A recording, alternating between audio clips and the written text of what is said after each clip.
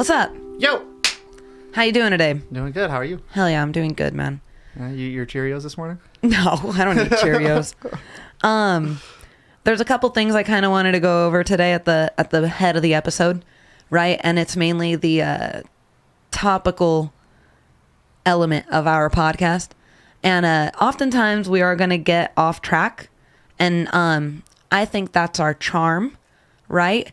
But I like the getting off track. Yeah, and the other thing is like expression isn't always like a thing you just do, right? Expression isn't something you perform all the time. Like I believe, like through mediums and stuff like that, you also experience decompression, right? And like one of the ways I like to decompress, like I express myself with comedy, but I like to decompress with video games. Yeah, and I do the same thing. I decompress with video games almost every night, but at the same time, there's a competitive factor sometimes that makes me not decompress. What did you play last night? Last night, I played a couple different games, actually. I played the new Lego Fortnite. Oh, is that fun? It's a survival game, so you like go and break trees and like build your little base and stuff. It's That's pretty fun. considered a sandbox game, right? That is considered a sandbox game. High fives for that. Yeah, no, it's a sandbox game. It's like kind of like Minecraft-y, but Minecraft's a whole other plane, in my opinion, with the automation and stuff that you can do in that game. Yeah. Because people can like build computers and calculators and shit in that game. I've seen someone build Disneyland in Minecraft. Yeah, you can make full-on like computers in that game, like that actually like compute. That's actually kind of insane. Yeah. Through your past and in your history, which games do you feel like you remember the most and influenced you the most? Final Fantasy series, Kingdom Hearts series. I was Squaresoft and now a Square Enix fanboy. That's the game name of the company that makes okay, those got games. it. Yeah. You're like, yeah. That's probably one of my favorite gaming companies. And those are RPG games, which I know that you enjoy a lot too. I love a good RPG game. Mm-hmm. My personal favorite games to play, like my first video game I remember playing start to finish was Zelda Ocarina of Time. Yeah. I remember buying the IGN book back in the day, reading through it, the strategy book.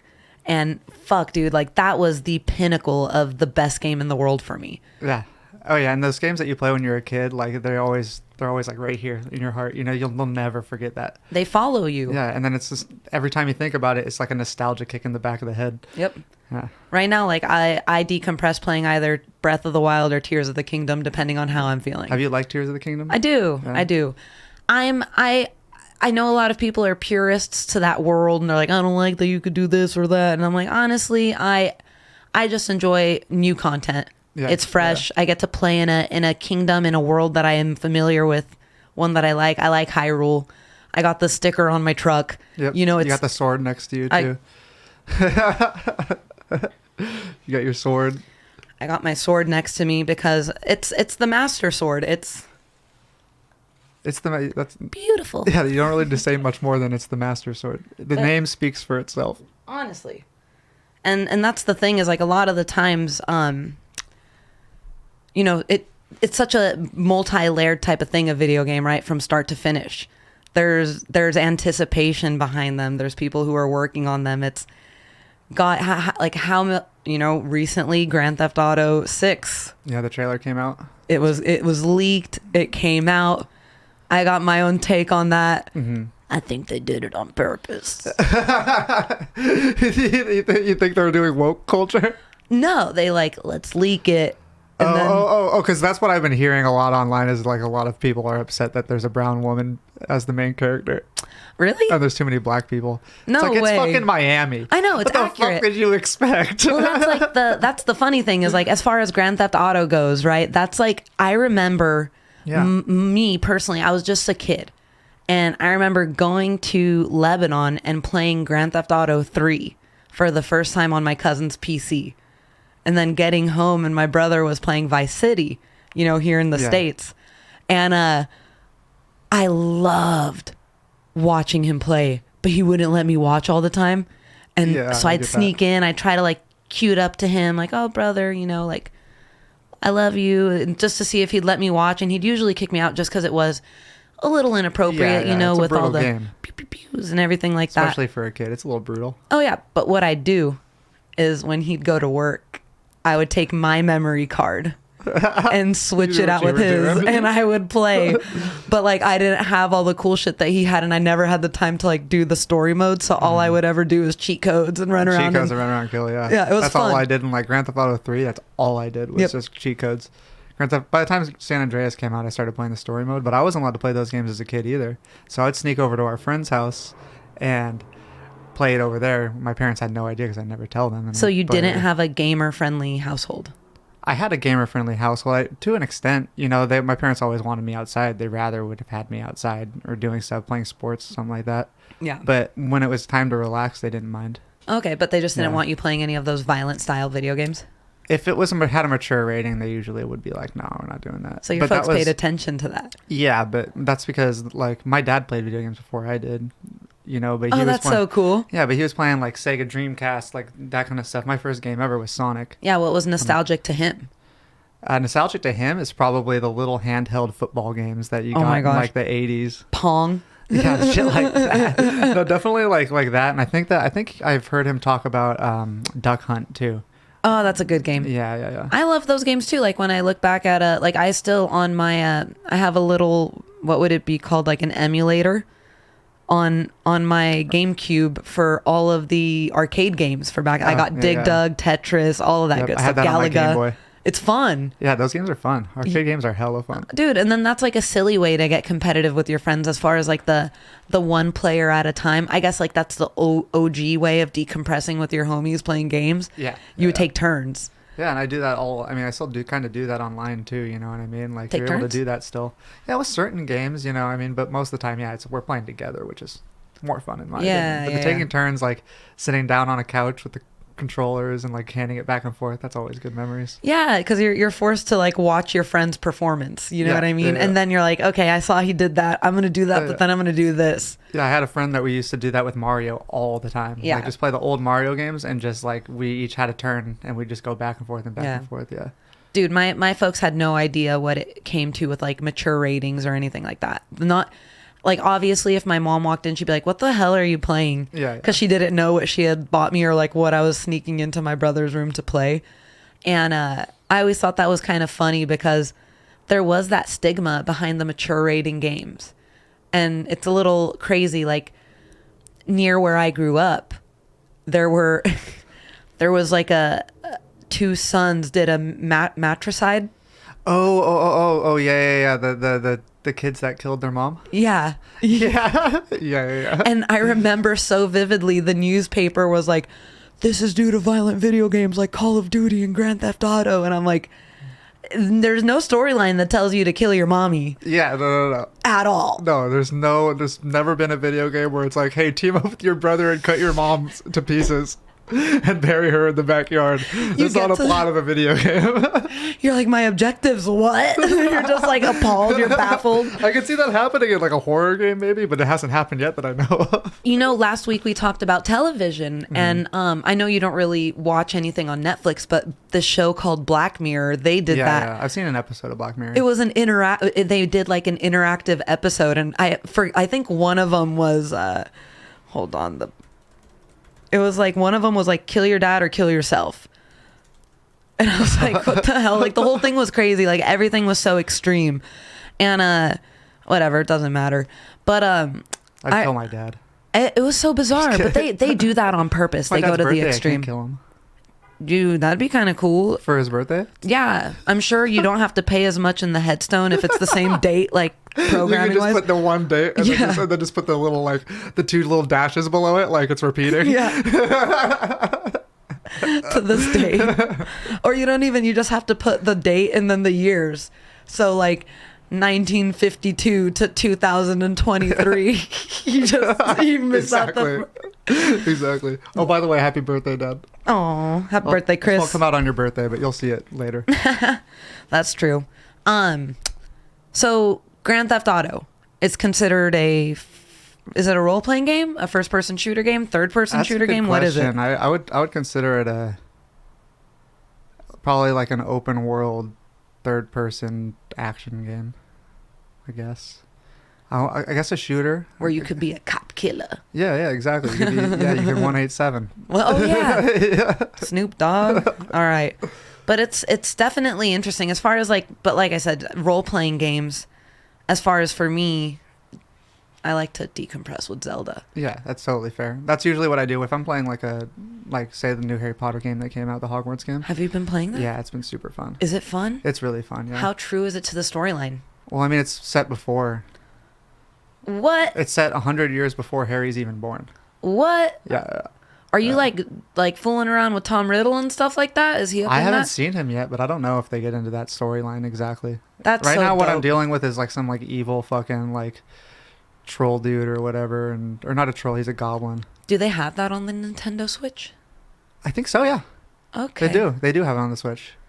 Damn. Yeah, I'm playing on PC right now. Yeah. It's So fun. that's cool. Okay, I gotta check that Yeah, out. check it out. Get your first butterbeer. Okay.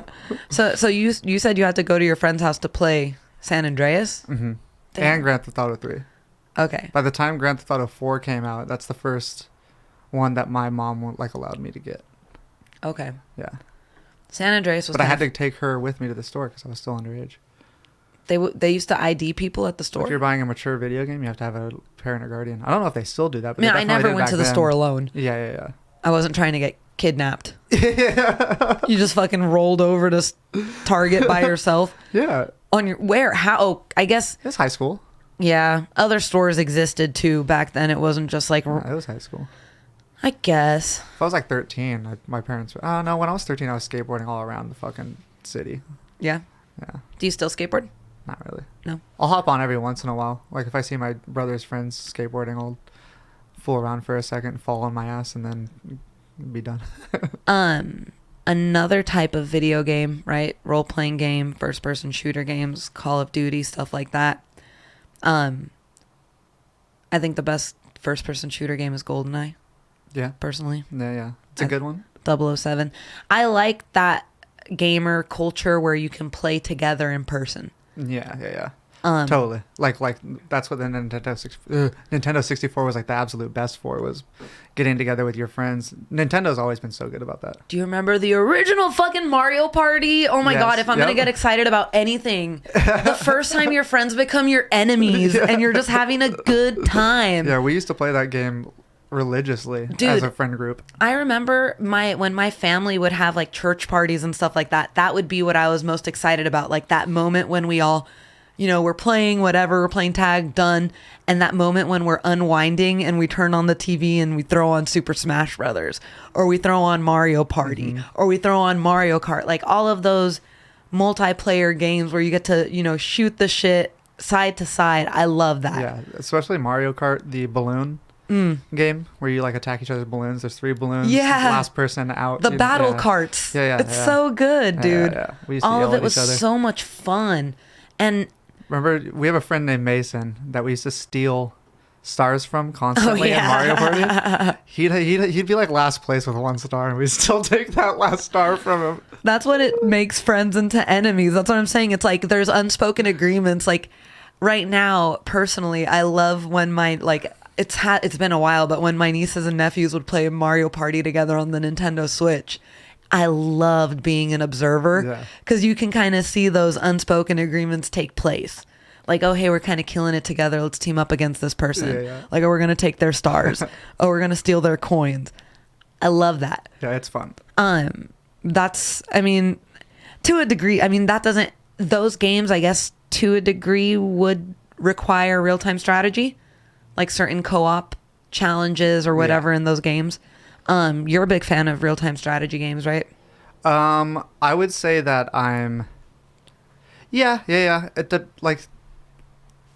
It depends. Like when I was a kid, I played like Command and Conquer Generals. I don't know if you've ever heard that game. It's just it's a top-down.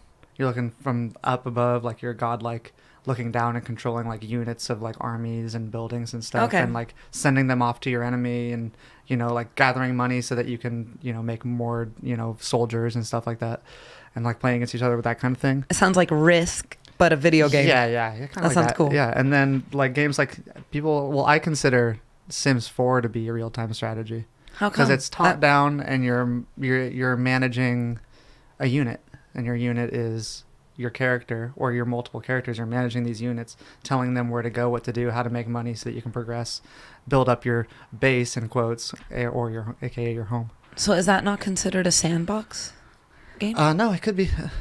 Yeah, it could be both. Or like role playing too, because Yeah. it's like second life to a degree. I guess you could, if you could possibly consider Sims 4 to be a role playing game, or any of the Sims to be a role playing game, but it's more like, for me, I feel like it's more like RTS, and what was that other thing you said? Sandbox. Sandboxy RTS, yeah. But a lot of RTS is going to be sandboxes, like Sim City. I don't know if you ever played those games. That's kind of like, it's a real time strategy. Roller game. Coaster Tycoon. Does that kind of count? Okay. Yeah. Do you play certain games for certain reasons? Yes and no. Just depends on what sounds fun at the time. Usually, I'm gonna come back to that actually, because back to real time strategy. I just remembered. Connor Herbst holds a world record. Not anymore. Who the fuck beat it? some random guy, but their score is like insanely low. You can get him. It's like he beat me by like 30 seconds. Are you serious? And I have no footage of it, so I can't tell. Well, he used to have a world record for Hitman. Yeah, it's a game called Hitman. It's a game where you go around you're assassin. So you go into like parties or like mansions or clubs or whatever, and you have a target that you need to kill. And you either have to figure out who the target is when you're given clues, or in most missions they like highlight them for you, so you know where they are. And the main objective of the game is to not get caught, do it as fast as you can, and not ever change your outfit if you want to get Silent Assassin.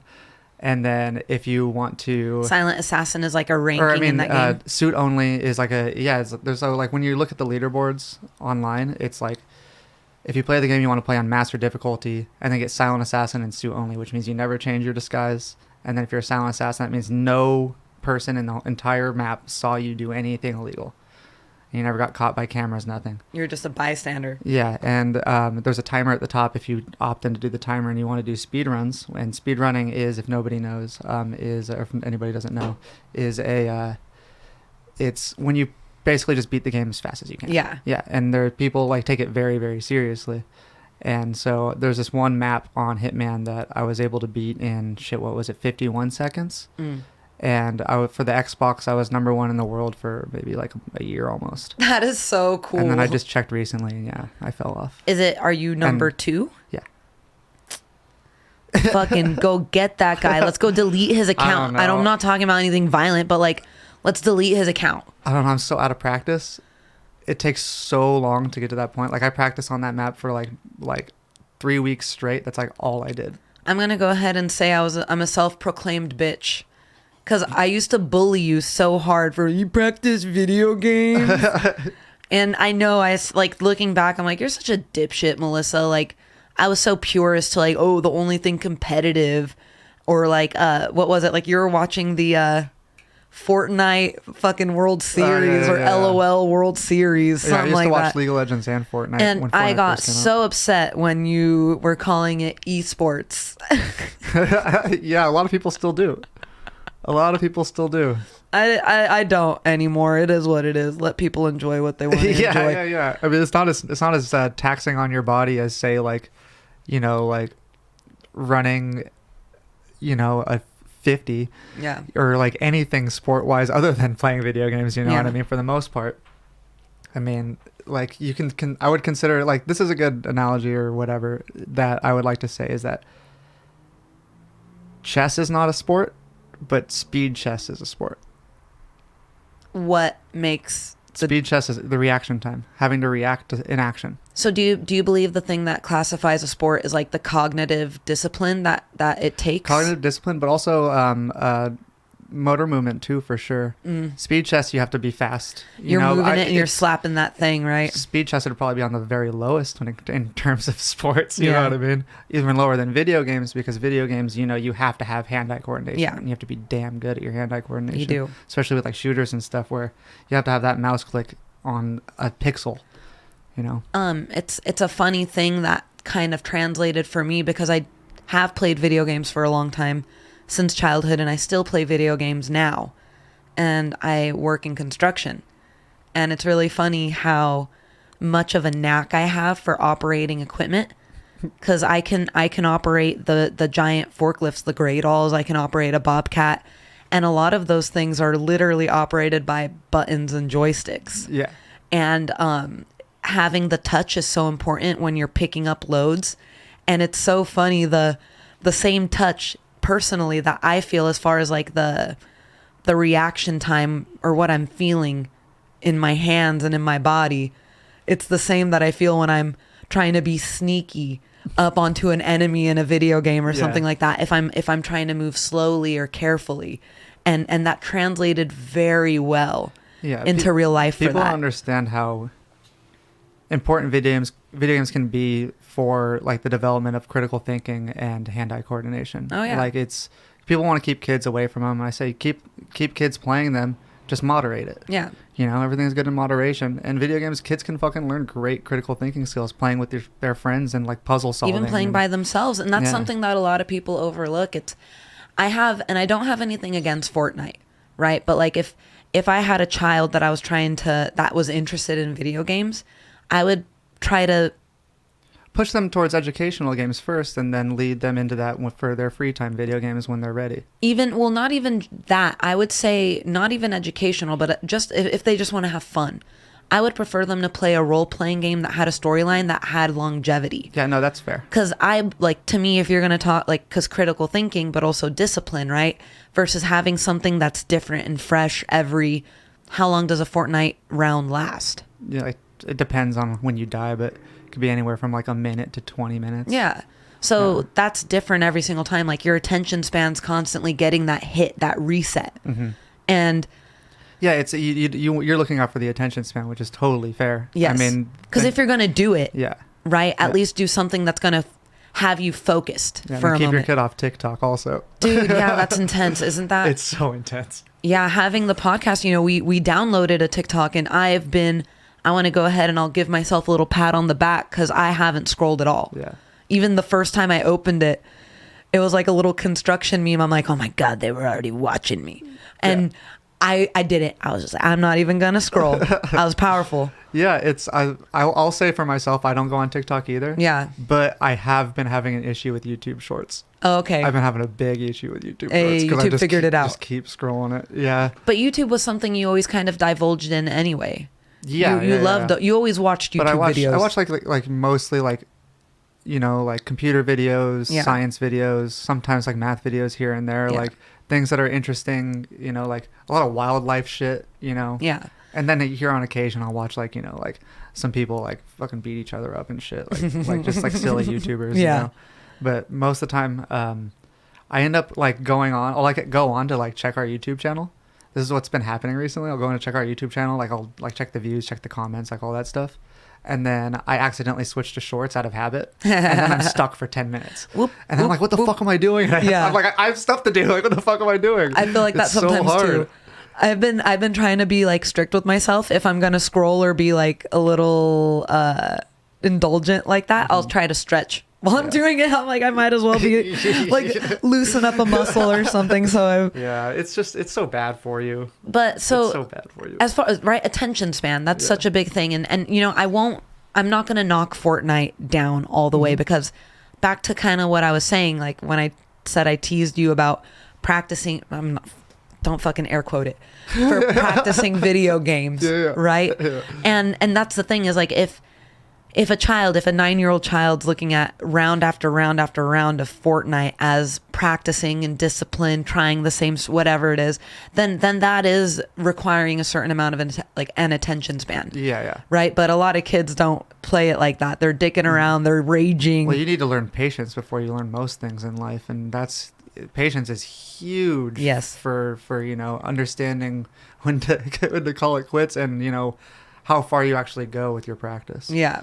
And that's just because you need to understand that like you have all this time. It's like it's nothing. It's not so serious. Like all these kids, they just want to get into a match. You need to learn like, okay, I can wait to get into a match.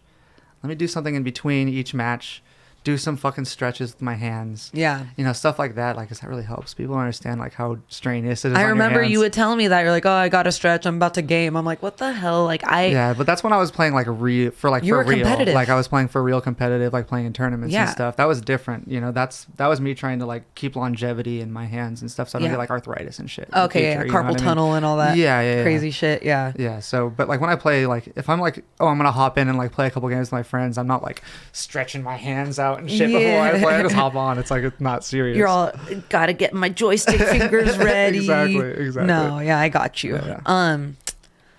It's definitely an interesting thing as far as like that discipline around gaming, because one thing that like, right, I'm telling you, I love Zelda, Breath of the Wild, Tears of the Kingdom, been playing them. I beat Breath of the Wild. I did not 100% it. Okay, yeah. And I am so appalled because it's such a large world when Uh-huh. I see and I hear and I'm watching videos of people who have gotten every single shrine, gotten every single freaking hidden thing, every single clothing item. I'm like, dude, how do you 100% such a large game? Yeah. And then I'm even more Lots of frightened. time. Yeah. Dude, I'm even more scared because Tears of the Kingdom's even bigger. Yeah. And I'm like, there's people who have done that. Already. They probably did it in the first week. And that's... How? That's all they did. Have you ever People 100%ed a people game? like scan the whole entire map, like run like lines and find everything. It's crazy. Is But that fun? Do you think that... no, not for me. For some people, yeah. You think I've never like 100% at a game. Okay. See, I was I gonna can't say do that that. takes away the novelty. That takes away the surprise. Like if you're It's playing it's it like so, work. yeah, you're playing it mechanically at that point. Where's your looseness? Where's your own personal Some people play love that style? grind though. They're addicted to the grind. So Grind- say like Minecraft, like you're like you want to build this giant structure. You have to mine every block for that whole entire structure, and people are like down to do that all day. Yeah, yeah. I mean, I guess I get it People because say it's kind of soothing. I get it. It's true because again, I asked, why do you play? Right? Are there certain games you play for certain reasons? Yeah. And I know a lot of people, right? Animal Crossing. Mm-hmm. That's one of those games where you have to collect a lot of things, Yeah. gather whatever you need in order to do the stuff you need to do, right? And a lot of people found themselves, I have Animal Crossing and Minecraft written down together. And what's funny is the one that I'm remembering right now is PC gaming RuneScape. Oh yeah. People are And- still about RuneScape. Dude, They came out with RuneScape Classic a while back, and people have been playing that. what is it on? PC. Oh, cool. I think there's a mobile game too. You can play it on your phone. Dude, I used to love RuneScape. It was like I remember I would get home, I'd throw on SoundCloud, I'd pull up RuneScape, and I would just, or no, you know what? Back in the day, it wasn't SoundCloud, it was Pure Volume. Pure volume. Do you remember that? No, not really. It was like a streaming app, and they used to have like Bullet for My Valentine and shit, and that's what I would listen to while I was playing RuneScape, just fucking hardcore. My tears don't fall. While And you're I'm- trying to level up your sword skill. Dude, well, it's like I was trying to get stronger, but right, you're talking about having to like gather those things, and I remember like I would go specifically to one spot, mine, whatever, Amethyst, in order to make armor. And you're there for a minute. You're there mining, right? And that's people love that. Yeah. People love that. I can't get as into it as I used to when I was like a kid. I used to be able to sit and do that longer, like with like World of Warcraft and stuff. But Yeah. it's harder for me nowadays. Like I just played Maple Story recently. Oh, damn, that's a throwback right there. Yeah. I played the old version too, and I grinded pretty up to a pretty high level, and then I just one day just stopped playing, Damn. just walked away. And it wasn't a decision. It was just like just played something else instead. That just kind of happens because you'll pick up something and you get interested in that. And I don't think that has nothing to do with lack of discipline. That's just finding nuance in items and then gaining new interest. Yeah. I'll straight grind a computer game for 2 weeks, and then it's like I'm like halfway through the story, and then I'll just stop playing. I do that like for almost every game that I play. How long have you been into the Harry Potter game? I think I have like 30 hours in to it. Do you see yourself like stopping that anytime soon, or are you I enjoying didn't play yesterday. That was the first night that I didn't play. Oh, wow. But I don't know. I like it. I've been playing it with Cooper, my brother. So I've been, like when he's home, then I'll play it. And when he's not home, I haven't really been playing it. No, okay, got it. Yeah. Because he's been watching me play. That's one of the things I really like about the Switch is like you're able to kind of play it wherever you want. Yeah. So that's what was cool for me. I recently went to Mexico not too long ago, and I got to play Zelda the whole flight. And, very often I try to find an excuse. Like if I'm home and I'm playing a video, I'm like, I got to do laundry. I got to do this. I had nothing else I had to do on that fucking airplane other than play. I loved it. It was the best 4.5 hour flight I've ever had. And it's cool. The accessibility around it is, I guess, what it is, right? And that's kind of what you're saying is like, not saying you only have access to that game when you're playing with your brother, but your preferences to play it with your brother with some camaraderie and some fun with it. Yeah. Because then we're sitting there, we're making fun of the characters and like making fun of aspects of the game. We make fun of everything. So you're having a good time. Even things we love, we make fun of. Yeah, of course. If you're not, if you're not teasing it, you don't really love it. Yeah, that's how I feel. Because then you're kind of like teasing yourself too for having such an infatuation with something. Yeah. You know what I mean? Yeah. It's even funny now because, right, talking about Ocarina of Time, it was on the Nintendo 64, and I was just a kid. I was born in 93. I think the Nintendo 64 came out in 93. Yeah. 94 maybe. I can't remember. Might have been 96. You're right. September 29th, 1996. Yeah. Right? Because I remember the first memories I have with video games is that being in the garage, my brothers playing, and me always just like, hey, can I play with you? Hey, can I play with you? Yeah. And the camaraderie is what you enjoyed the most because that was like bonding. You know what I mean? So you get to bond with each other. You're talking shit with each other. And damn, dude. But yeah, like Ocarina of Time, my brothers played that, right? And one of my little tricks that I've liked to use in order to bond with my family is I've bought each one of my nieces and nephews both Zelda games, Breath of the Wild, Tears of the Kingdom. And it's funny because even my brothers will hop on and then we'll end up talking like, oh, this game's so much fun. It reminds me of the old one, doing this, doing that. And their kids like watching them play. And I'm looking at them like, that's what I used to like to do. Yeah. And it's just so cool. Like, I used to watch my dad play. Dude, it's cyclical as far as that. Is it inspiration? What would you call it? Because you want to emulate that when you see them playing well, and you suck at playing as a kid. Would I consider it inspiration? I mean, I guess it could be considered inspiration. I guess it's just more of like, oh well, that looks like fucking fun. Let me hop on that. Let shit, me do Dad. the same thing. Hop on that. Looks like fun. It's. I remember watching my dad play Tomb Raider. When I was a kid and just sitting there like I kind of want to play but I know that I couldn't do this. It's on PlayStation 1. I was younger at the time. I was like I probably wouldn't be able to figure out how to play as good as he was, but sure enough, when he wasn't playing on it, I started hopping on it and then I learned all the controls and Tomb Raider was fun. You think if we were sitting down and we had like an aviation expert right here and we called one of those flight simulators a video game, is that something that would be offensive to somebody like that? Or do they consider that a video game? Are they very strict? That's a simulator, bro. I would say that they probably would consider it a simulator, but there's not really much of a difference of it being a video game and a simulator besides the peripherals. So like the fact that it moves you around, like in real life, and then like also, VR, and also the controls, you know what I mean, are different.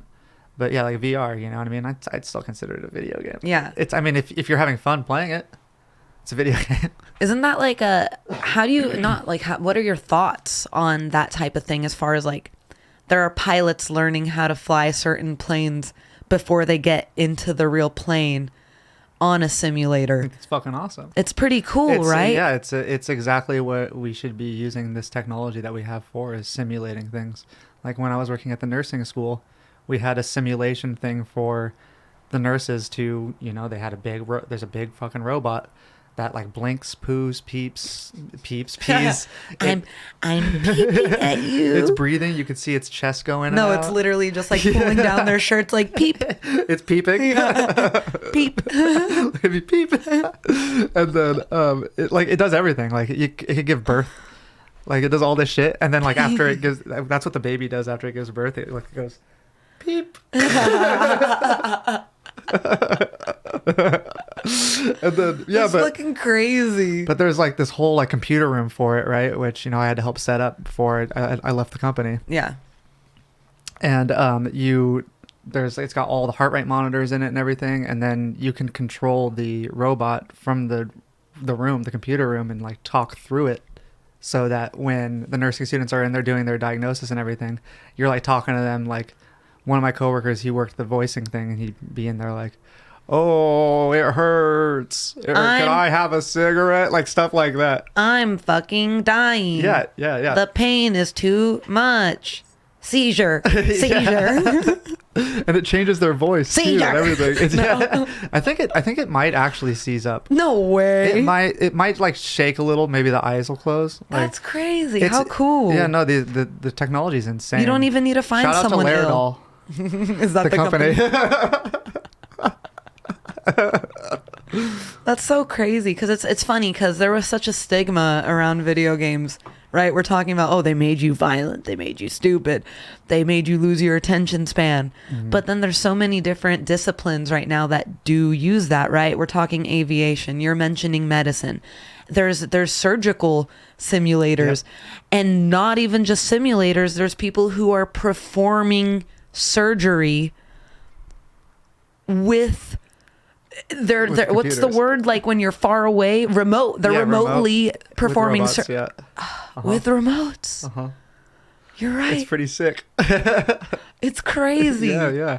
And you know, like that's why when you see things like cell phones and entertainment things progressing the way that they're progressing, it's like you don't only think like, oh my god, there's gonna be so many cool ways for me to be entertained. It's like, oh, this technology is gonna go into a bunch of other really cool shit too. Yeah. And so whenever you see like a new piece of technology, you know, like you just got to know that the medical field's already ahead of that new piece of technology because they have the means of creating something for one space. And when you're creating something for a consumer, you need to, you know, dumb it down a lot so that it can be price worthy for the consumers. They're making a niche for it for certain trades or disciplines or whatever. Exactly. And then so for the medical field, they're already years ahead in terms of like what's compared to like our Xbox and stuff like that, you know what I mean? A computer, you know, they're already way ahead of that. So when you see something new come out on a computer, you're like, oh shit, I wonder what the fuck's going on in the medical field. I wonder what's going on for like in the government and stuff like that. Oh yeah, because we're only getting the level below of where it's actually at. You're right. I would probably even say 10 to 15 levels below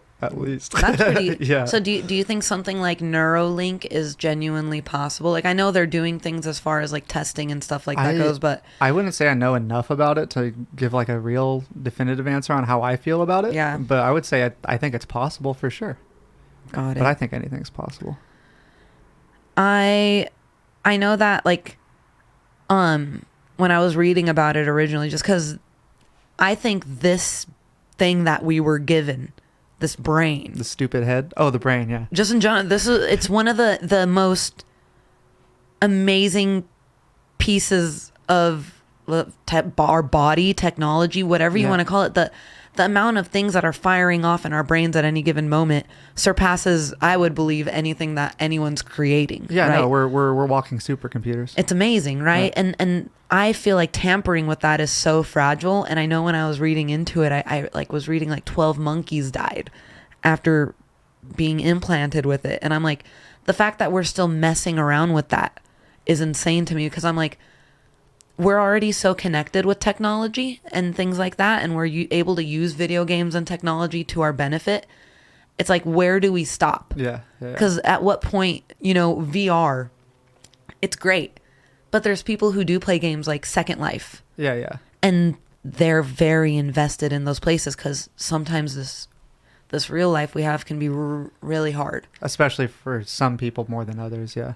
And that's just the matter of fact type of thing. So it's like, if this technology continues that way, I worry people will lose the nuance of life itself. And it'll happen. I know. I'm not all too worried about it. I think that there for sure are going to be people that is their actual reality. At one point, that's going to be the VR is just going to be their reality. And this physical life that we're experiencing isn't going to be some people's reality anymore. And the reason I don't really mind it is because it's like, you know, to each their own. You know, if anything ever happens to the point where it's like people will always find a way to make jobs. People always find a way to do stuff like that, because if you're in VR all day, you still have to pay your bills in the real world. That's true. So maybe there'll just be another economy inside the fake world. I never thought about it like that, because I think about the symbiotic relationship with technology leading us to a Wall-E world where we're all fat and we're just sitting there drinking sodas, eating burgers, and we got a screen in our face, an earpiece in our head. And the thing is we're not even going to need that to be detached from reality if something like a Neuralink works. You know, if that thing works, fuck, couldn't I augment my reality that to where I'm sitting in Hyrule right now? Yeah, totally. That's crazy. I wouldn't want to. I love my life, and I'd say, fuck this shit. Let's go. See, for me, I would use it for like vacations. You know what I mean? Like I'm gonna go live in Minecraft for a week. Yeah. I need to get away from life for a little bit. I worked hard for the past couple months. I'm gonna take a week off, and I'm just gonna live in Minecraft for a week with my friends.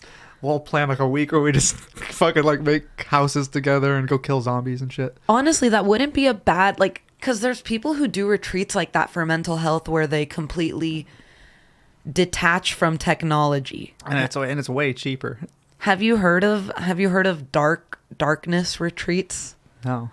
I actually have a friend of mine. She's a pretty holistic type of person. She's a Reiki healer, and I believe she's doing it in the springtime. She's going on a 3-day darkness retreat. Sounds sketchy just by the name, but I don't know what it is. She's being locked in a room with no windows. Still sketchy. No light. You're not making this better. She's being fed through a dual panel door, right? She's in jail. She's in jail, but she's signing up for it. Yeah, she signed up to go to jail. She signed up for it. Yeah. So like, that's the only thing. Like when she wants to eat, they literally put it into a compartment, close the door, which would allow any type of light to come in. She eats in darkness. She lives in darkness. Like a humbling type of experience. When I asked her about it, she says that people that do it for 3 days feel very well rested and kind of always wish they did more. And I asked her, she said this thing is booked out like a year in advance. And then we were talking about it. She was saying like certain celebrities have used it, like Aaron Rodgers, who used to be the quarterback for the Green Bay Packers. He went on a darkness retreat, and then that's what motivated him to switch teams. Really? That's what she had told me. I went to the same community college as Aaron Rodgers. Did you really? Butte. Oh, that's cool. But it's definitely an interesting type of thing, because there's people who want to completely detach from that type of thing, and then there are people who would go into a desensitization tank and go into a completely VR'd world. And I feel like both of those would be equally relaxing. Yeah, totally. For me, I'm mostly just waiting for when you're able to have heads-up displays in your contacts. So it shows like, I want it to show like, so if like the Neuralink worked or something like that, where you could tell when you're hungry and stuff like that. I want like a little bar at the edge of my vision that I can look at every once in a while that shows my hunger bar and my stamina bar and like what time it is and like a little to-do list that I can check off. You want to be a sim? Exactly. That's exactly. You see your hygiene, you're like, damn, I'm starting to smell bad. You don't even have to focus on it. That kind of stuff you could probably do on your own. But things like to-do lists and like directions and stuff like that, I feel like having heads-up display and contacts is would be a really good organizational tool if used. That would be very neat. Having like, you could look up to the right and there's like a compass up there. You know, you could look up to the left, you can see your texts coming down. But you've gone your whole life without needing that. Yeah. But I want it. I know I don't need it. Yeah. But also, like, if technology gets to the point and you can have actual screens on your contact, you won't need TVs anymore. You won't need laptops anymore. The idea you can just look at a wall. The idea of augmented reality is so interesting. And I got to ask, because you did mention that you watched one episode ever of Black Mirror. Yeah. Did it happen? It was that one. It wasn't the one about video games? No, someone told me about that one. I didn't see it, though. I can't remember what mine was about, to be honest. I think I watched it. Did I watch it here? No, I watched it somewhere else. Maybe it was Mason's house a long time ago. Probably. Yeah. I like the series, but I'm very picky with the episodes that I watch just because it is so dark, and I don't like being put in that place. I really begin to, I don't know, I don't want to say the word feel, but the things that I consume, they do affect me. Mm-hmm. You know what I mean? Like if I watch if I'm watching Mr. Megorium's Wonder Emporium, at the end of that, the amount of happiness that I feel is a lot better than if I just finished watching like Pearl Harbor or something sad. You know, it's a bad example, but there's sadder movies. I know what you're talking about. Yeah. But I don't know. For me, I kind of like don't care how bad it is for me. I want to see the time when I look up to the left and not have to pull a phone out of my pocket. But that's me being stubborn. You're gonna turn into Wally, dude. That's me being stubborn. No, I'm not gonna get fat. Yeah. No, that's one of those things it'll help me not be fat. Augmented reality. Okay, so let's because take then I it can back. have then when I go on a run, there'll be like mini games. Like maybe there's like hoops I have to run through. Oh, get out of here! That'd actually be so dope. Exactly, that's what I'm saying. Yeah, that'd actually be really cool. It's like you could if you used right, it could be a huge, great organization still on a motivator to keep you healthy. No, okay, I guess. Yeah. And that is true because now... Go out and play baseball with your friends, but all you need is your contacts, and you swing a fake bat that you can't see if you don't have the contacts. And a baseball, throw it, hit it. You can play anywhere because you don't have to worry about hitting a window. Oh my God. Again, that's a little boring versus like the real feeling of it. Yeah. Well, yeah, that's 100%. But I mean, it's still fun as fuck, I'm sure. Yeah. I'm sure we could have a blast. Well, there's like Wii bowling and we could shoot each everything. other with guns, and there's no bullets to actually kill people. Oh my gosh. I guess. To a degree. I mean, I've never played a VR game, to be honest with you. The only one I've done is when I got my Samsung Galaxy S7, I think was the phone, a long time ago. It came with a headset that you can just put your phone into. So I played a few of like the early like indie games that were all like pretty shitty, and it was pretty fun, but it gave me motion sickness. Why am I about to die? Hold on. Whoa! Good thing that's empty. I almost spilled my drink. I wasn't expecting that. I was just gonna try to like poke you. Yeah, we're talking about video games. Of course, I'm gonna have my Kingdom Hearts Keyblade ready. Hell yeah, My dude. Nightmare Before Christmas Keyblade. You know, that's one game I actually have a pretty funny story about that game because I always wanted to play that game. Mm-hmm. And I told my mom which one I wanted. I circled it in Toys R Us, the magazine. R.I.P. Toys R Us. Yeah.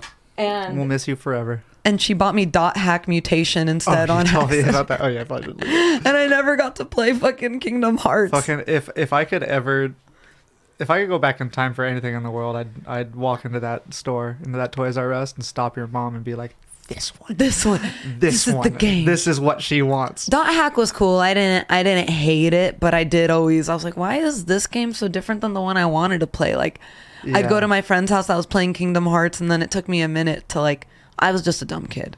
Yeah. But I liked it. The game came out in 2002. What were you, 9? Mm. Yeah. Oh, just a wee little lad. A wee little lady lad. As far as like, if you were able to if I punched you in the head right now and gave you amnesia. Okay. And you completely erased every single memory of one game and one game only.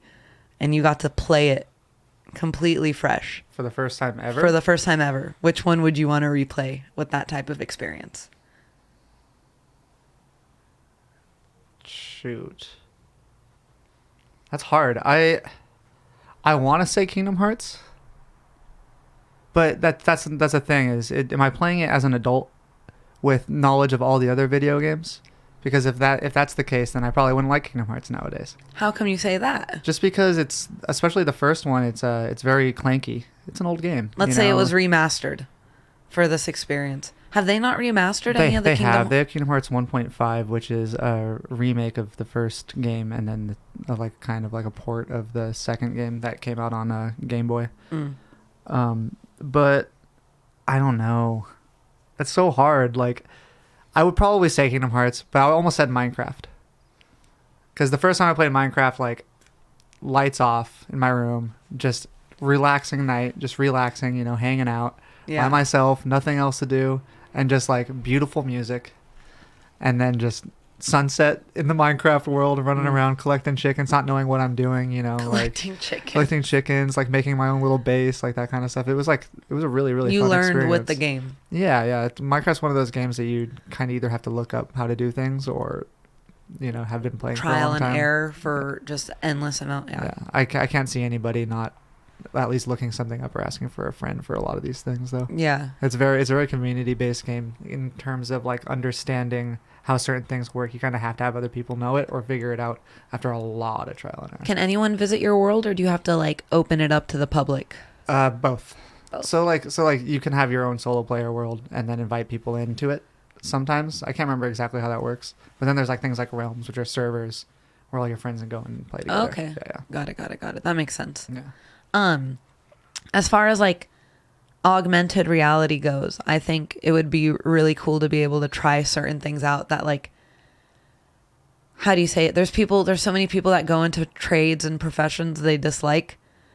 I feel like that would be such a cool part of college, like when you're picking your major, right? If you're like, I want to be a neurosurgeon, and then they put you in a situation in a video game where you're actually you do neurosurgeon simulator, and you imagine it's like that'd be so fucking funny if it was like Xbox, like we got a blood clot. There's like, you know, trying to just fucking button smash, like God, oh shit, he's dead. Gosh, that's where VR is going to come into a lot, like into handy a lot. The controllers that they use are so good now. Yeah, like they track finger movements. It's like super stuff like sensitive, that, so you can like pick things up with your index finger and your thumb, like stuff like that. It's really cool. Yeah, orthoscopic surgery is one of the coolest things that you can do. That, as far as like, to me right now, modern technology and like modern surgeries and stuff, it's just so incredible. The fact that they can just throw in a little laser and guide, go in there, burn up whatever they need to do, and zip out in a little incision, and you're done. Yeah, super small incisions nowadays too. You're not affected as much. Yeah. Your healing time's reduced. You're not getting cut open. It's amazing. Yeah. Oh yeah. Laser technology is insane. It makes me think of like doctors are playing real life Osmosis Jones now. I hate that fucking movie. The only thing that's good about that movie is the fact that Bill Murray's in it, and it's still a bad movie. How is it a bad movie? It's so. Osmosis Jones is one of the worst, like one of the most like worst reviewed movies of all time, isn't it? I'm gonna find out right now. It's got it's 56% on Rotten Tomatoes. Oh shit! Then I must have misheard that, but I hate that movie either way. I thought it was so boring. I thought it was so stupid when I was a kid. I was like, the hell am I watching? I just sucks. I remember learning about osmosis in school and being like, I know that movie. And then also that scene where his pimple pops and it lands on the teacher, right? That's who it lands. And dude, I've never every time I pop a pimple and it's got that trajectory, I think that scene. Well, the reason I remember that movie so well is they played it on TV, like on HBO, all the time. Constantly. It was constantly on TV. Yep. Maybe that's why I hated it. Because you watched it too many times? I saw it like 3 or 4 times, and I was like, first of all, I didn't even think it was that good of a movie, and then second of all, they're making me watch it again, because back then, that's all we had was cable. We didn't have YouTube give me and something Netflix else. and all this stuff. We were just like, we had to watch fucking Osmosis Jones every afternoon. Yes. That's what life was like back in the early 2000s. People want to go back. Yeah. Yeah, why don't you go back and watch Osmosis Jones, then go back. I'm gonna look it up maybe this weekend and try to watch it, because I mean Chris Rock is in it, which is pretty fucking cool. Yeah. Like looking back on that, and it's funny, like just as far as comedy and shit goes, like there's so many things when I was a kid and I'm like, oh, like that's who the voice actor was, and I love this person now as maybe a I need comedian. to give it a rewatch, and we can It's a 56%. It's not going to be a fucking masterpiece or anything like that. The audience gave it 42%. Yeah. It wasn't as educational as you think it would have been too. It's not educational at all. At all, yeah. Yeah, I don't remember learning anything. I'm like, even now, in the army and shit, you used to have to get into an airplane in order to drop a bomb, and now people are using drones. Yeah. And it's like, even to a degree, it's become a little detrimental to society, because it's like, I wish that wasn't so easy. Yeah. I mean, technology also helps us kill people easier, for sure. Helps us do a lot of like bad things. Yeah, technology. There's always gonna be a plus and a minus. The yin and the yang. Yeah. You know. If Jesus came back today, do you think he'd have a Where the hell is this going? Hold on. Okay, I'm listening. Sorry, that just took me off guard. Do you think he'd have an Xbox or a PlayStation? He'd have neither. If Jesus came back, he wouldn't have an Xbox or a PlayStation. He'd play on PC, and he'd be on my team. You're all, Jesus is on the master PC race. Okay, like come on. Jesus plays with me. He's on my team. I called him. I got dibs. I was gonna say Android or iPhone, but I was like, oh yeah, we're talking about video games. Let's do consoles. He'd also be an iPhone. Oh, okay, got it. He doesn't really care about all the extra technology that comes with the Androids. He just wants something convenient. Yeah. He's old too. You got to remember, he's not going to know how to work these things. He's like, what the hell is this? I guess, yeah, PC would definitely be the way to do it. Because if you had the power of Christ, you would just build the best PC, and then you would just be. yeah. No, he'd be undefeated. Yeah. For sure. He'd have the new world record for Hitman. Yeah, don't bring him down. Don't bring him down. Yeah, don't bring him down. I want to keep that record. Would you? I don't even have it anymore. Is that something that you'd be interested in ever like getting back into? Like, can you ever see yourself like, oh, I got to go get that world record? Because that is something not a lot of people hold ever in their lives. Probably not. It takes too much work. That stupid motherfucker! I can't believe he fucking beat you. How I was can't your even tell time? if it's real. He might be cheating. How do people cheat? There's plenty of ways. I mean, there's no video evidence that he got that 19 seconds or whatever the fuck it was. Then how do they know it's... Because he's not on speedrun.com, the actual official leaderboards, but in the game, he's in the leaderboard number 1. But on speedrun.com, yeah, you're number 1. I never submitted it. Oh my gosh, dude. I have a picture of it, but I never submitted it because I wanted to get my time better. Yeah. And then I also it doesn't really actually matter. No, it doesn't. It's a lot of people like really, really care about it, but to me it's just like it was fun for that month or so when I was like grinding and like trying to like get number 1. Like that was fun. Yeah. And I got it, and now I'm like, okay, I had it. I don't need to like play back and forth with these people. Yeah. Yeah. Do you remember playing like I know Nintendo still has a lot of these, I guess, you know, like Diddy Kong Racing and stuff that was more on the Nintendo 64 or whatever.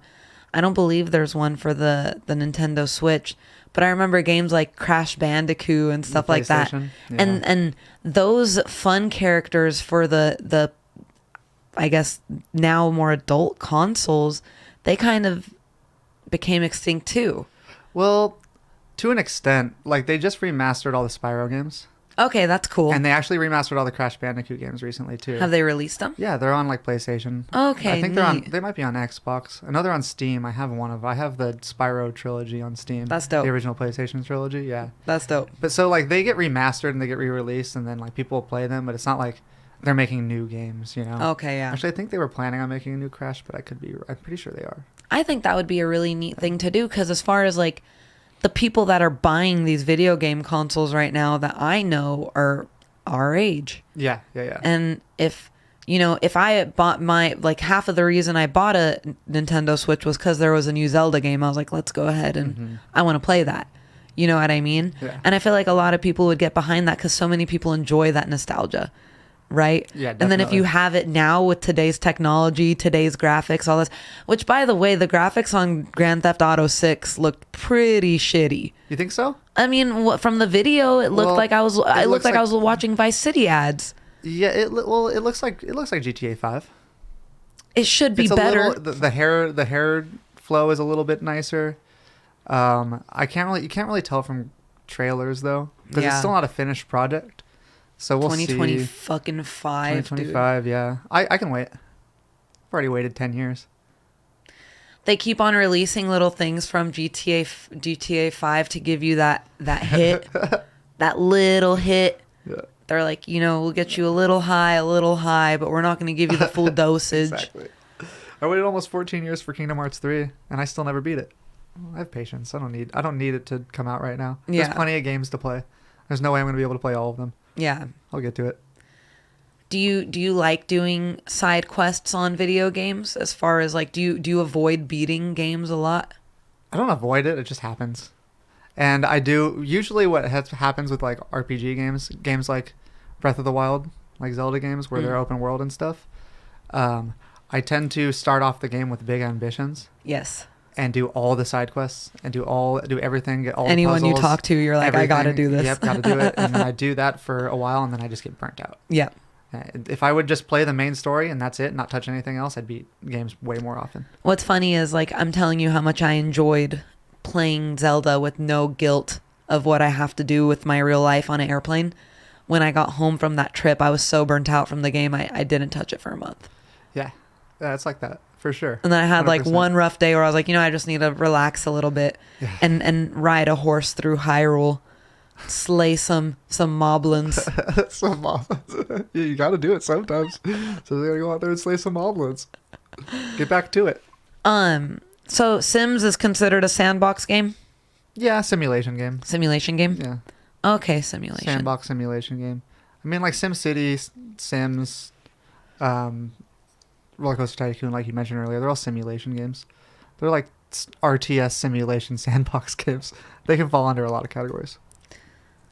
Do you like when video games come out with new updates to kind of keep you on the edge of your seat instead of giving you a new game? Like, would you rather developers be pushing themselves a little harder to come out with new content? Or No, I would prefer if developers took their time, as much time as they can possibly take, depending on where they work, if they're for a corporation or if they're private, yeah, I would like them to take as much time to make the best possible game that they can make, and then work on that game while it's already out. yeah, I want a finished project to be released, and then I want them to continue to make it better once it's already released. The problem with that, though, is there's a lot of games that are coming out right now that are like, oh, they release it, and it's not finished. But they release it and they just say, oh, well, this is alpha, or this is a beta version. Yeah. And then they can just take as long as they want, but they'll still charge for the game.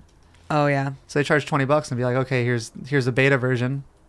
And then they're like, we won't charge you when the game comes out again, but here's the beta version for $20.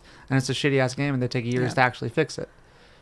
So that happens a lot. I would rather just have developers. I need developers to have more freedom of time, because a lot of times it's the corporate crunch. yeah. And it's like, we need this now, with here's your date. Doesn't matter. We just need it then. We're going to release it, and that's it. Yeah. I like it when they put a lot of effort into a game, as far as like when it feels new. If they're using an old concept and it feels new but a little old at the same time. Mm-hmm. And I think did you play Super Mario Odyssey? Yeah. I think that game was fucking awesome. That's one of those games that I got to the last boss and then never played it again. Really? Yeah, and I totally beat it. Yeah, But it had that old school Super Mario feel with all the new school graphics and gameplay styles, and it was so much fun. It was one of the best games that came out that year, if not the best. Yeah, it was I agree. so good. I agree.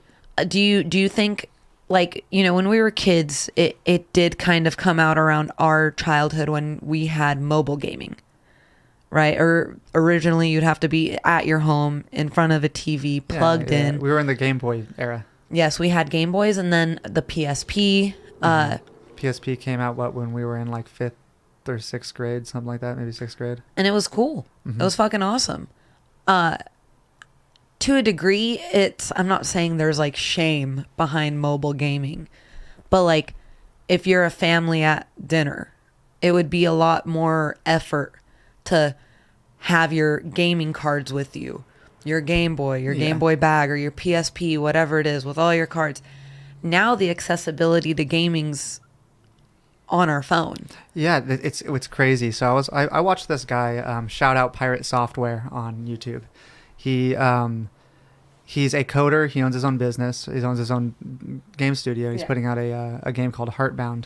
It's already out, actually. I played the demo for it. It was really good. Once I have a little bit more money, I'm probably gonna end up purchasing the full game. But he was talking about What's Heartbound about? it's like an RPG, but it's a 2D RPG. I don't know exactly what it's about yet, because I only played like the first little bit, so I don't know exactly what's going on. You just got a little tease of the game. Yeah, a little tease of the game. It seems pretty cool. Oh, it's pretty. neat. It's interesting game. It's got comedy aspects to it, and Yeah, I mean, it must be neat if you want to buy the actual version of it. The actual version's only like $7 or something. Cool. Like that. Yeah, so it's an indie game, so those are usually pretty cheap. Yeah.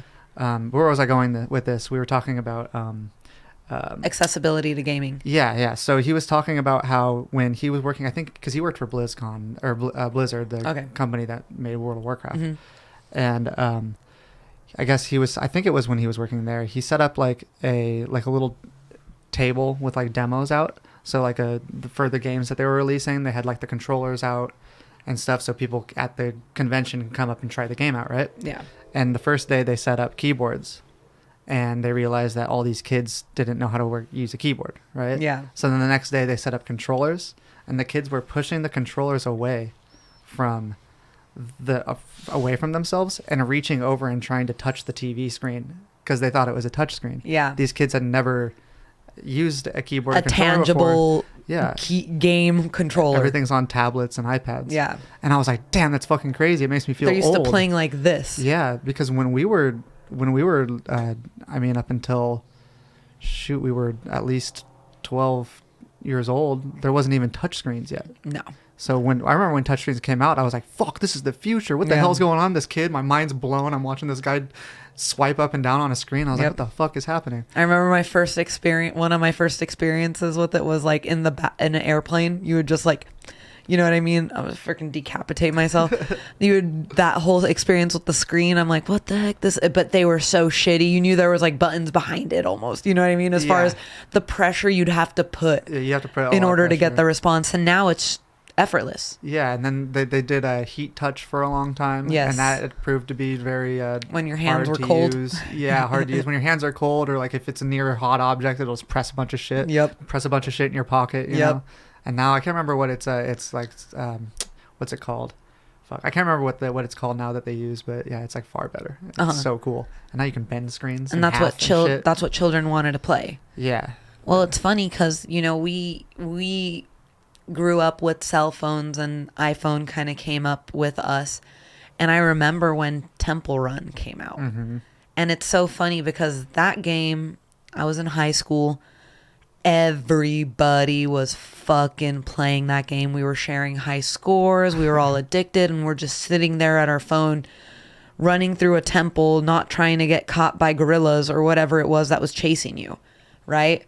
And there's so many different versions of that game now where it's mindless. Yeah. You know, and I think the accessibility, again, I'm not saying there's shame to it, but there was a little bit more difficulty to having like a portable gaming system versus like now when your kid seems bored or you want to distract them, you just slide over a cell phone and they not only have access to one mindless game, but an infinite amount of mindless games. And then you have these children that are going nuts over shit like Roblox. Mm-hmm. You know, I can't tell you how many fucking Roblox gift cards I've bought because my nieces and I was Roblox. Roblox is huge, and if that's one of those other games that if you use it in the right way, Roblox could be a huge learning skill. But that's what it takes. You can learn how to code, right? You can learn how to do a bunch of I mean, like it depends. It's one of those games where there's a ton of games. Like there's a bunch of creators that make games inside the game. So it's all the games inside of Roblox aren't made by the creators of Roblox. They're made by third-party people that come into Roblox and design a game inside of Roblox for everybody to play. So there's like endless possibilities for games inside of Roblox. It just takes time for someone to sit down with a kid and be like, these are the types of games you should be playing. Stay away from these mindless ones where you're just running around and like pretending to own a house. How about this puzzle one that you can play with your friends and like develop some actual thinking skills? When we were in high school, there was that one bird game. Angry Birds? Or not Angry Birds. Flappy Bird. Yeah. It was that high school? It was in high school, yeah. It was banned. Jesus. Wasn't it? Well, the game was banned, yeah. What do you think about something like that? Yeah, it was like, or I guess it might have been during our early college years, because here it's saying it was removed from both the App Store and Google Play February 10th of 2014, saying that the creator felt guilty over what he considered to be the game's addictive nature and over usage for players. But I remember they said he was getting motherfucking death threats. Yeah. Dog. Yeah. Over a game. Yeah. Over an application. I mean, you make a $1 game, sell it to 1 million people, you're already a millionaire. Yeah. You know, make a $1 game and be Flappy Bird, you're making so much money. Oh, yeah. So much fucking money. Because everybody was playing it at the same time. Of course you're going to get death threats. What was up with the fucking bird games? There was Flappy Bird, Angry Bird, Tiny Wings. People like all birds, these I birds, guess. yeah. People like birds, I don't know. See, I never played either of those games, Angry Birds or Flappy Bird. Oh, no? Did you play Tiny Wings? I never played Temple Run either. No. That's pretty cool, man. It's like if everyone around you was smoking crack and you just managed not to hit the pipe. I mean, you've seen me. Everybody's out here watching all these TV shows and trying to convince me to watch them, and I still don't watch those. Yeah, that's very true, too. It's funny, the episode of Black Mirror that I'm telling you about is like about two bro dudes that are playing like a Mortal Kombat game together, and one of them, it's like as if you and your brother were playing together, and you know how you like to be Princess Peach. I mean, it's kind of a little more gross because it's your brother. It makes it like gay and incest. But they were playing like augmented reality and they started doing each other in the game. I'm like, what the fuck am I watching? But then they're both married in real life and like, what's up, dog? All right, I changed my mind. Let's get Jesus back. I changed my mind. I'll give up my world record so Jesus can stop that. Jesus, you can't let this happen. But they took it. That's not cool. They took it as far as like whatever, you know, they'd put on a fucking suit and you could, even if you're, let's say they didn't decide to fuck each other. They had the fucking haptic feedback suits and shit. Yeah. That's not cool. But they were bros. You just fucked your bro. That's what happened. It was, I mean, it's like as if, you know what I mean? Like you're Princess Peach and then you're playing with your bro that's Mario. And we got haptic suits on and we fuck inside the game and I just fucked my bro. That's what happened because I felt it. So I was watching.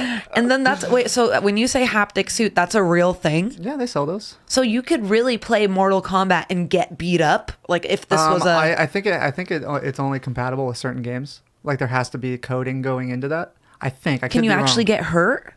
No, it's like vibrations and stuff. Oh, okay. So it's just sensation. It's not like if you're playing the game and someone stabs you. There's not like, I'm just kidding. Imagine. These aren't like consumer-based products yet. They're still working on them. They're really expensive. They're hard to get, and they're not like the best.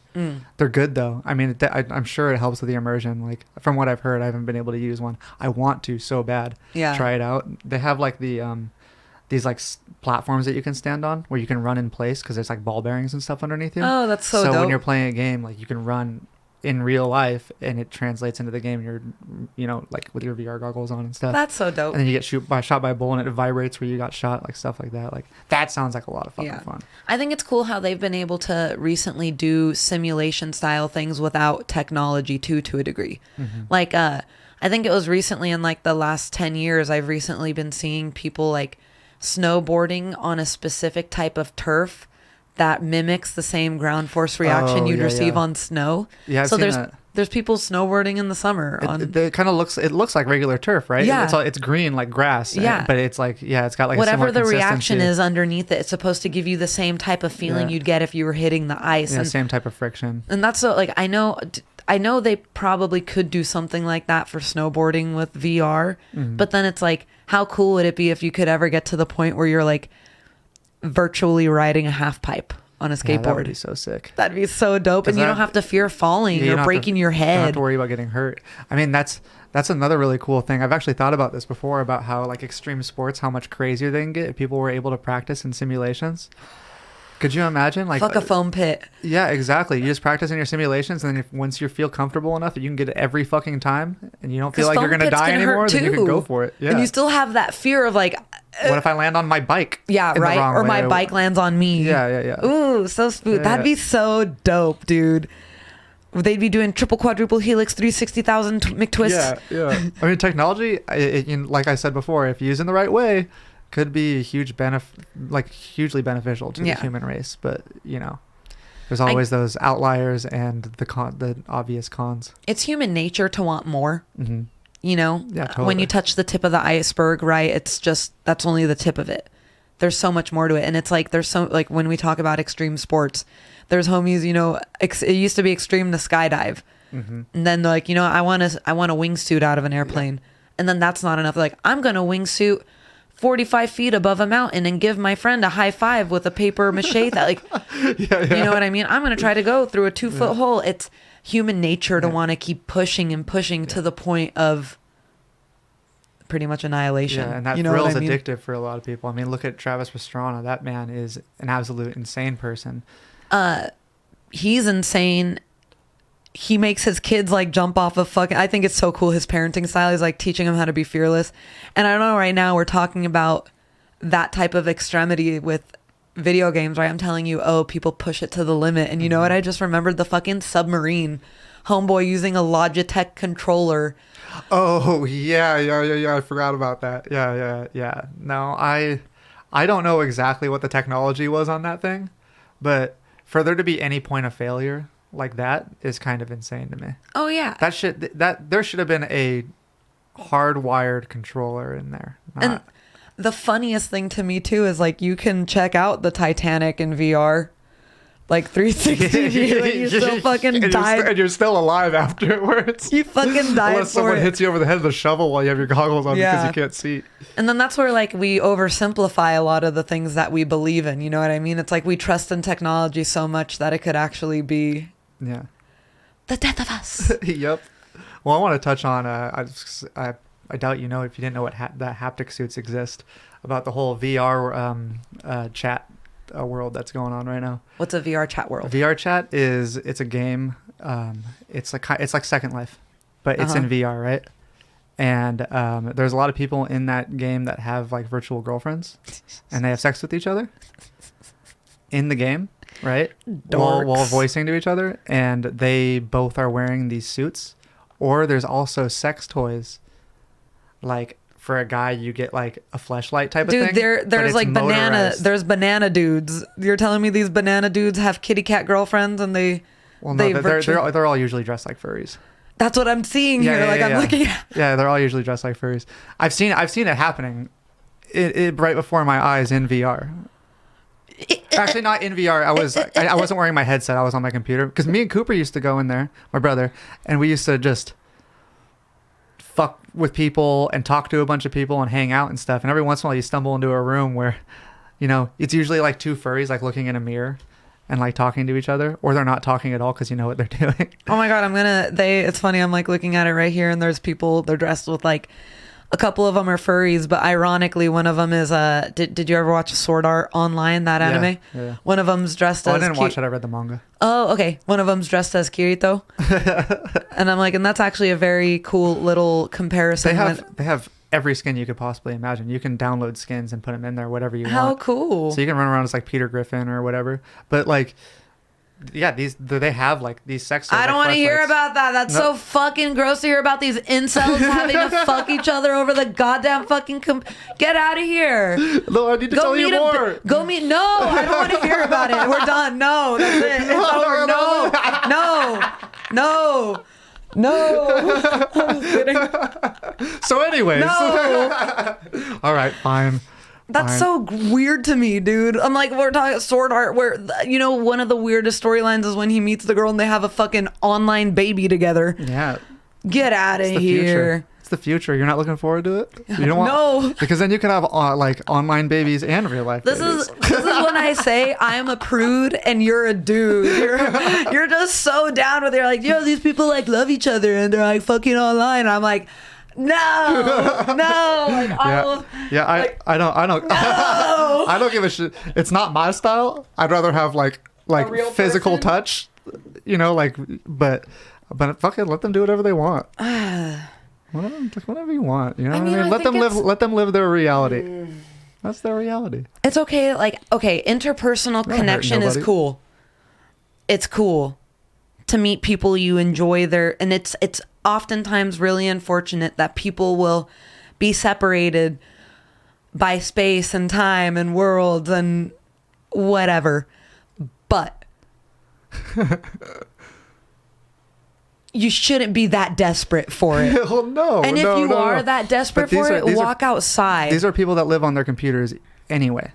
I'm like imagining the dude with fucking 35 Coca-Cola cans, and he's like telling his fake online girlfriend with his big old fat gut. He's like, yeah, babe, I was just running some miles today. And, I'm ready to fucking get down on some VR chat. You want to get some crazy shit going on?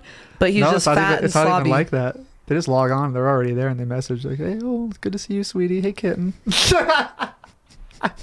There's not that much thought process going behind it. They're not thinking about it. They live at their computers anyway. They weren't going to go outside either way. These are usually people with social anxiety. I'm imagining their desk is dirty. Yeah, 100%. Why would you clean your desk if you're the only person that's going to be in your room for the rest of your life? Do these people... I'm all like interested in... I need to meet one of these people. Like, do you FaceTime? Do you ask for the cleanliness? You don't FaceTime. No? Voice only.